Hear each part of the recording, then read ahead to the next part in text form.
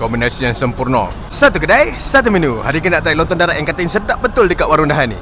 Jom kita. Lontong darat dia ada macam-macam menu, tapi aku nak try dia punya sambal sotong. Lontong lodeh kuah biasa pun ada. Soto, nasi ambang, nasi gulai utara. Lontong darat dah siap. Kat Macam sini ni kita ada sambal sotong. tu. Dia sambal apa? Yang ni sambal tumis, yang ni sambal kicap. Sambal tumis, sambal kicap. Boleh tambah sendiri lah. Betul. Okay. Bagi aku lontong darat ni kira breakfast menu yang underrated. Ni sambal sotong dia pakai sotong jenis kembang macam ni kan. Kita ambil lah sikit-sikit demi serunding, tempe, sotong semua. Jom, bismillahirrahmanirrahim. Kuah kacang dia ni dia blend tak habis tau. Dia bagi ada tekstur sikit macam ni kan.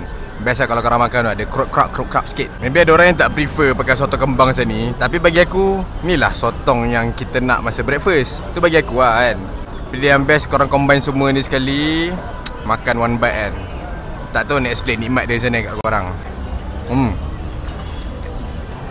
Kombinasi yang sempurna kan. Kira menu kedai ni lontong darat sekarang pukul 12.38 dalam shower, tapi tengok ramai orang macam mana. Sebab kedai dia memang, lontong darat dia memang sedap. So kalau korang nak try, korang datang dekat warung Dahan, dekat suasana Market Hall, dekat area Glen Mary. Dia dekat dengan JBR Bandar Shah Alam kalau siapa yang tahu. Apa pun, jom kita makan.